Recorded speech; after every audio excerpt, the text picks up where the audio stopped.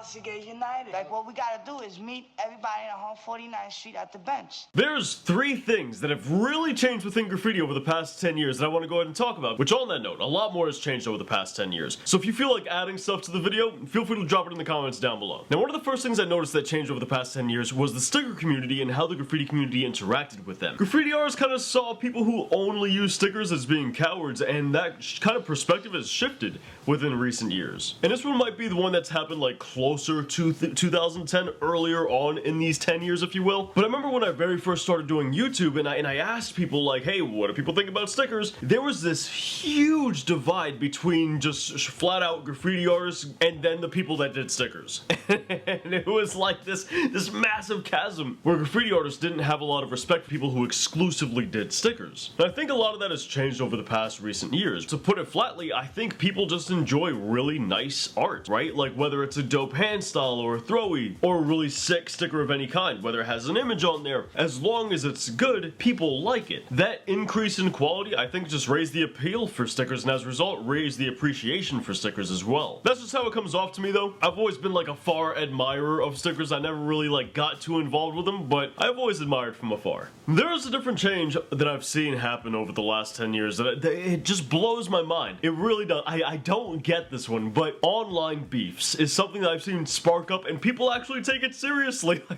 That blows my mind. Nobody who takes himself seriously is gonna have an online beef. That's just ridiculous. As far as graffiti is concerned, you can dislike somebody online, you can have a personal issue with somebody online, but to say I'm beefing with you as far as graffiti is concerned online is the most ridiculous nonsense ever, because graffiti happens in the streets, and you're not gonna whip out your phone and augmented reality do a hand style over their throwing. It's not happening. And even if it did, that would be corny. So given the fact that you can't go out and actively go over someone, if you ask me, there's no point in any kind of graffiti related beefs. One of the things I've really enjoyed within the past 10 years is mural opportunities have exploded. Now don't get me wrong, mural opportunities have always been here, but within the past 10 years there's a lot more of an appreciation for the art form in general, be it graffiti and street art. Both have seen widespread appreciation. Bonus one, and this might be the biggest one on the list, but that is picking names. I can't tell you, I literally cannot tell you how many graffiti artists pretty much every single day ask me if their name is okay, or if their name is taken by a legend, or they were gonna write this but they changed it because they found somebody on Google. Before, it was easy in order to go ahead and pick a name. I mean, you know, you didn't have the burden of the online space and having to worry about who has your same name in like West Africa when you live in the middle of Asia. You kind of didn't have that concern. You knew who you knew, and if you didn't know them, well then the name was probably good to use. And not using the names of legends has pretty much always been a thing, and that was also easy enough to do. But nowadays, with the online space and a lot of newer graffiti artists thinking that that's a lot more important than what it actually is,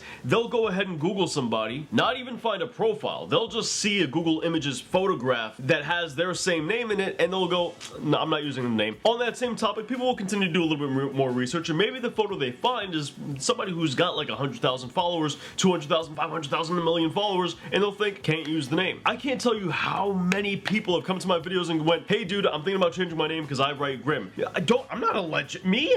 What? I'm not a legend at all. I don't even want to be a legend. No. Use the name. Use the name. I'm not a legend. And that goes for everyone else on social media for that matter. Nobody at all on social media is a legend. You might have legends on social media, but nobody who started on social media is a legend. So as you might imagine, that's just not something you saw past 10 years ago. At least not as much is probably a better way to put it. The worst part about it is I kind of understand why they would get this way, right? They're new to this art form. They don't know who's a legend and who's not. They don't know the criteria for being a legend. They hardly even know what a king or a toy is. But what a lot of new graffiti artists do know is I'm not supposed to have the name of other people, which isn't entirely true because, I mean, every name's gonna be taken. You're not gonna find one that's not taken. And this is why legends' names are the only ones that are off limits, because you gotta pick something, and everything's already been taken, so you're gonna have somebody else's name. It's bound to happen. But this is a concern that back when I first started doing graffiti, it wasn't much of a concern. But dudes, that's my list of things that I've seen change over the past 10 years in graffiti. Once again, there's a lot more though, so feel free to add to this in the comments down below. Now check this out. If any of you guys have really been struggling to learn graffiti and you're kind of getting frustrated with the whole entire process, check out the books I published in the description down below. It's a nice jump start to getting into graffiti. Or feel free to check out the best how to do graffiti playlist anywhere online right here with more graffiti content right down here. And I'll catch you guys back here next week. Thanks for watching.